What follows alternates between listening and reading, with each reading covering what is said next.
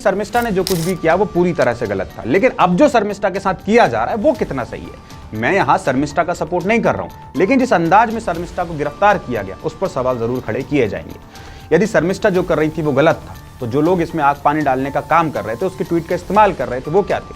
हम तब भी कह रहे थे कि उनकी भाषा ठीक नहीं थी, ना ही उनके विचार इस समाज के लिए थे। लेकिन अब जो कुछ बंगाल पुलिस कर रही है, क्या वो नेकी का कार्य है? क्या किसी लोकतंत्र में ये काम स्वीकार किया जाना चाहिए? बंगाल पुलिस जो मुर्शिदाबाद को लेकर हाईकोर्ट से फटकार खाती है, वो एक माफी मांग चुकी बच्ची को पकड़ने के लिए 1500 किलोमीटर दूर तक का सफर तय करती है। वो जो अपने घर का नरसंहार नहीं संभाल पाए, वो एक लड़की को गिरफ्तार करने के लिए इतने उत्साहित क्यों हैं? क्या बंगाल की सरकार कानून की हिफाजत करने के लिए इतनी आतुर है, या फिर अपनी ममता दीदी के लिए वोट बैंक का मंच तैयार करने के लिए, जिस पर खड़े होकर ममता बनर्जी मुसलमानों से ये कह सकेंगी कि हम तुम्हारे हैं सनम? जिस राज्य सरकार के इशारे पर वर्दी सोती रहती है, जहां राजनीति की दंगइयों से फिक्सिंग होती रहती है, वही पुलिस सिख जी की स्पीड से न्याय दिलाने के लिए इतनी आतुर हो गई।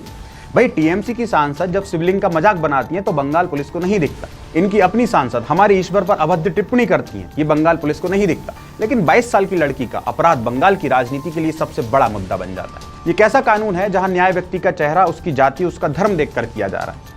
उस छोटी सी लड़की को हथकड़ियां पहनाई जो जैसे वो कोई बहुत बड़ी गुनहगार हो। वो चिल्लाती रही, ये कैसी डेमोक्रेसी है? और जिन लोगों ने सरतन से जुदा की धमकी दी, जिंदा जलाने की बातें कही, वो मासूम है, लेकिन शर्मिष्ठा देश की सबसे बड़ी गद्दार।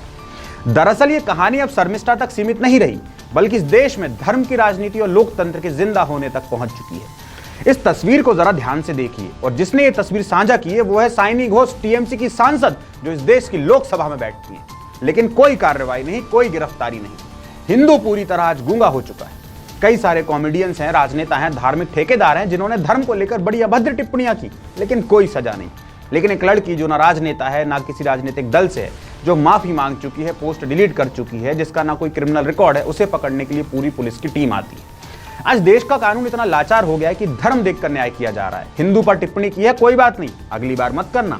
मुस्लिम पर टिप्पणी की है, रुको, अभी तुम्हें सजा मिलेगी। बंबई की एक मुस्लिम महिला ऑपरेशन सिंदूर पर कहती कि हिंदू धर्म का आतंकवाद है। मामला बढ़ता है तो माफी मांगती है, पोस्ट डिलीट करती है, और फिर मामला शांत हो जाता है। तो फिर इस मामले पर इतनी सियासत क्यों की जा रही है? मानते हैं मुस्लिम वोट बैंक ममता बनर्जी की कुर्सी की नींव है, लेकिन उसके लिए किसी को मानसिक तौर पर प्रताड़ित करना कितना सही है? भाई, 13 दिन की जुडिशियल कस्टडी पर भेजा गया है।